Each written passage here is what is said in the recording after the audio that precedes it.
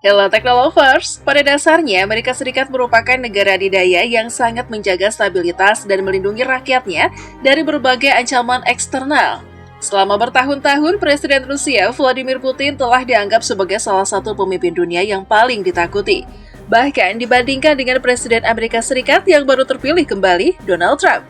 Putin dikenal sebagai sosok yang memiliki pengaruh besar di negaranya, dan posisinya sebagai pemimpin Rusia membuatnya menjadi figur yang dianggap dapat mengancam ketentraman global. Oleh karena itu, meskipun Amerika Serikat merupakan negara dengan kekuatan besar, beberapa pemimpin dunia seperti Putin memang dianggap paling ditakuti oleh banyak pihak, termasuk oleh pemerintah Amerika Serikat. Sementara itu, Presiden ke-8 Indonesia Prabowo Subianto pernah dilarang menginjakkan kakinya ke Amerika.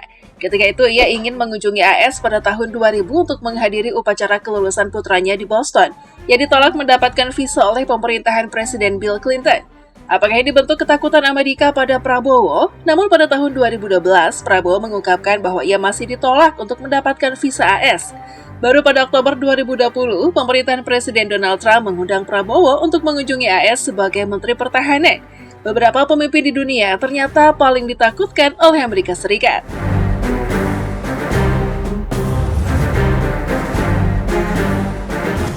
Ketegangan geopolitik global terus meningkat seiring dengan semakin eratnya hubungan antara Rusia, China, Iran, dan Korea Utara di bidang militer dan industri. Meskipun belum ada aliansi formal yang terjadi di antara negara-negara tersebut, kerjasama mereka terlihat semakin memperkuat posisi mereka dalam menantang dominasi Barat, khususnya dalam konteks perang Ukraina. Sebagai contoh, kerjasama ini menggarisbawahi ikatan yang semakin kuat antara empat negara otoriter ini dalam hal transfer senjata, dukungan industri, dan pertukaran teknologi militer yang sangat mempengaruhi dinamika geopolitik global saat ini.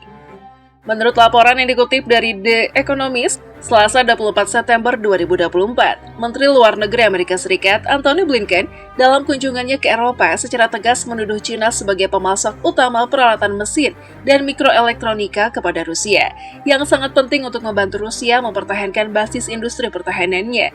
Blinken menyatakan salah satu alasan mengapa Vladimir Putin mampu melanjutkan agresi ini adalah karena adanya dukungan dari Republik Rakyat Cina.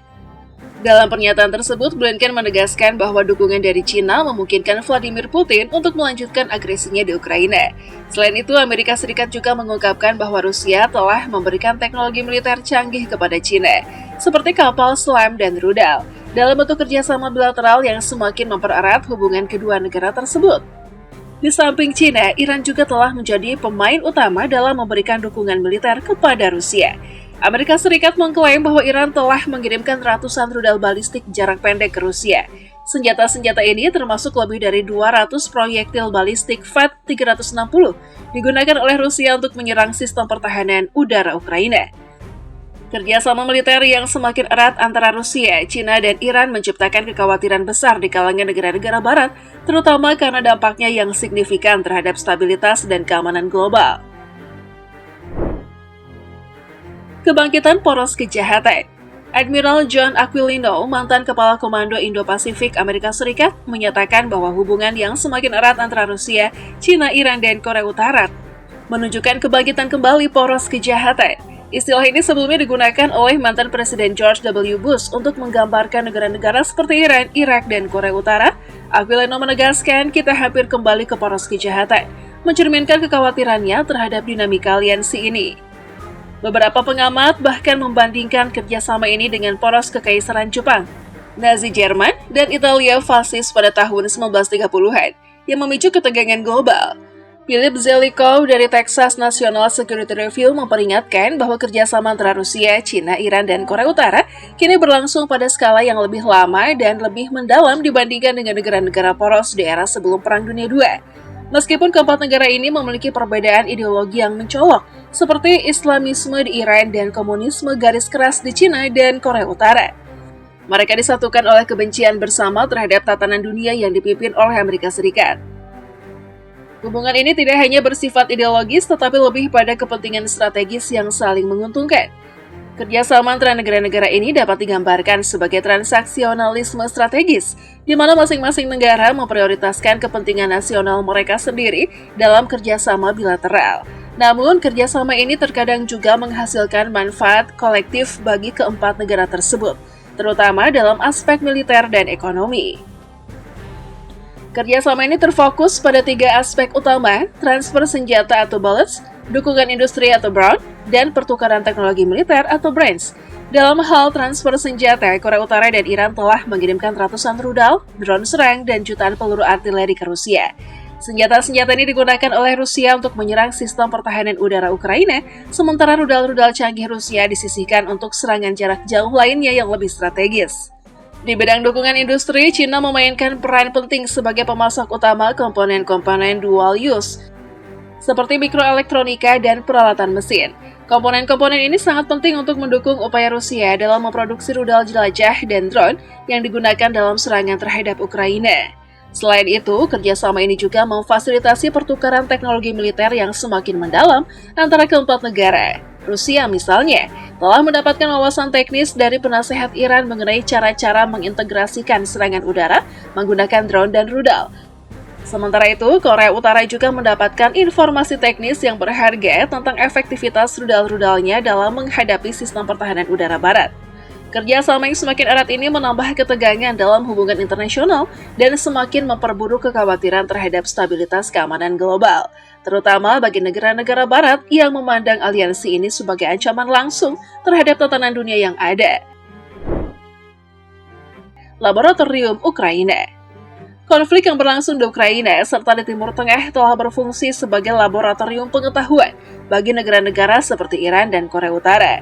Dalam konteks ini, kedua negara tersebut memanfaatkan kesempatan untuk mengamati dan mempelajari kinerja senjata-senjata mereka di medan perang. Rusia bahkan berbagi informasi dengan Iran mengenai teknik untuk mengganggu sinyal drone dan GPS, serta menyediakan peralatan yang disita dari Barat untuk dianalisis secara teknis oleh Iran.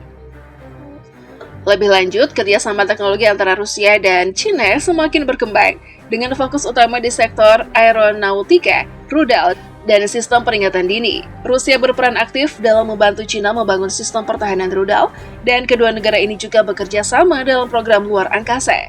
Di sisi lain, Rusia juga mendukung program luar angkasa Iran yang diduga kuat memiliki tujuan terselubung, yakni pengembangan rudal balistik antarbenua atau ICBM. Korea Utara dalam hal ini telah dijanjikan bantuan teknologi oleh Rusia, termasuk potensi dukungan dalam pengembangan kendaraan re-entry untuk ICBM-nya. Meskipun hingga kini belum ada bukti konkret mengenai adanya kerjasama besar dalam pengembangan senjata nuklir, penyebaran teknologi militer canggih yang melibatkan Rusia, China, Iran, dan Korea Utara semakin meningkat. Hal ini menjadi perhatian besar bagi Amerika Serikat, yang memperingatkan bahwa konsesi yang diberikan Rusia kepada Korea Utara dapat berpotensi melemahkan norma-norma non-proliferasi yang telah dijaga ketat selama ini. Beberapa indikasi yang lebih lanjut menunjukkan adanya kolaborasi militer bersama, seperti latihan angkatan laut yang dilakukan oleh Rusia, China, dan Iran di Teluk Oman, serta patroli pengebom yang dilakukan bersama antara Rusia dan China di dekat Alaska. Selain itu, pada Juni lalu, Rusia dan Korea Utara menandatangani sebuah kesepakatan yang berisi komitmen untuk segera memberikan bantuan militer dan lainnya, satu sama lain dalam situasi perang. Hal ini semakin mempertegas adanya kerjasama yang semakin mendalam antara negara-negara ini dalam bidang pertahanan dan keamanan global. Kekhawatiran Barat. Meski terdapat berbagai bentuk kerjasama antara Rusia, China, Iran, dan Korea Utara, keempat negara ini masih menghadapi beberapa kendala yang mungkin membatasi tingkat kolaborasi mereka. Salah satu kendala utama yang dihadapi adalah perbedaan dalam tingkat kesediaan untuk mengambil resiko. China misalnya, meskipun memiliki industri pertahanan yang sangat besar yang mampu mempengaruhi dinamika konflik di Ukraina, memilih untuk menahan diri dan tidak memberikan bantuan mematikan.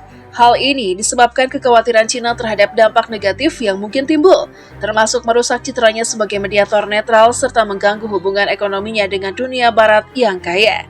Namun demikian, meskipun ada kendala-kendala ini, kerjasama yang semakin erat antara keempat negara otoriter tersebut tetap menimbulkan kekhawatiran serius di kalangan negara-negara Barat. Amerika Serikat dan sekutunya kini dihadapkan pada keputusan-keputusan sulit terkait dengan alokasi sumber daya yang semakin terbatas. Salah satu contoh nyata dari tekanan ini adalah kekurangan peluru artileri 155 mm yang dialami Amerika Serikat pada tahun lalu. Akibat kekurangan tersebut, AS terpaksa mengalihkan stok darurat yang sebelumnya disimpan di Israel untuk dikirimkan ke Ukraina, sebelum akhirnya harus menarik kembali sebagian dari stok tersebut untuk dikirimkan kembali ke Israel. Meskipun hingga saat ini belum ada koordinasi besar dalam pengembangan senjata nuklir atau kampanye militer bersama, kerjasama yang semakin intensif antara Rusia, China, Iran, dan Korea Utara telah menciptakan ancaman baru yang harus dihadapi oleh Barat. Kolaborasi yang semakin mendalam ini mengarah pada ketidakpastian yang meningkat terkait stabilitas keamanan global, yang semakin memperburuk kecemasan di negara-negara Barat mengenai masa depan tatanan dunia yang telah lama mereka dominasi.